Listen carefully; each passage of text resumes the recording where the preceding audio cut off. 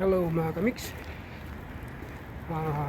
Punta kami sa Value Village, sa thrift store, kasi i-donate namin tong mga damit. Ito, patikita ko lang yung mga damit. Yan, ito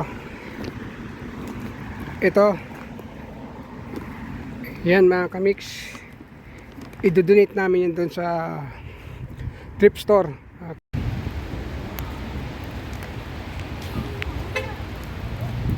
Hello mga kamix, dito na tayo sa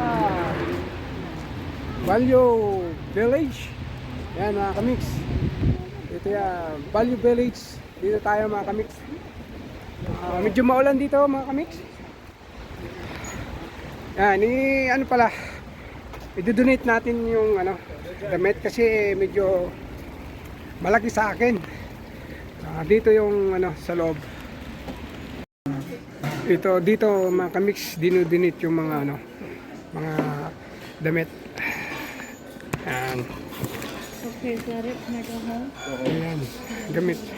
Pagkatapos yan mga kamix, pakabigay donate mo, makikita mo, ayan, nandito na.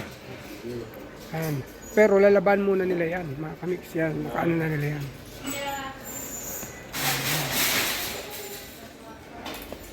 Ito mga kamix, yung mga sapatos nila dito. Yan. Parehas din mga kamix sa Pilipinas. Yan. Mga donation yan mga kamix. Yan o. Binibenta rin nila yan. Yan. Ang tawag dyan, para kung sa atin, ukay-ukay nga. Ukay-ukay. Sipin mo mga kamix. It's contact-free and eco-friendly. Nasa Canada, hindi ko akalain na meron din pala ditong ukay-ukay. Yan, no? Sipin mo yan. Oh, dami pa na nagtatangkilik dito mga kamix. Marami lang nagbibili mga kamix dito. Yan, no? Kaya yung dinonate ko mga kamix, makikita yan dito. Makikita na yan dito. Yan, dyan lahat. Makikita yan.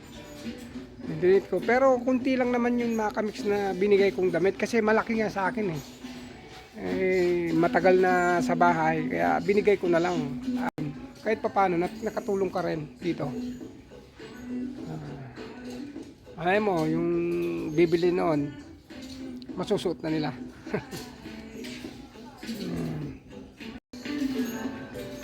Okay mga kamix, thank you for watching Mix TV Buhay Canada. Don't forget to subscribe my channel, Mix TV Buhay Canada. Thank you, bye bye.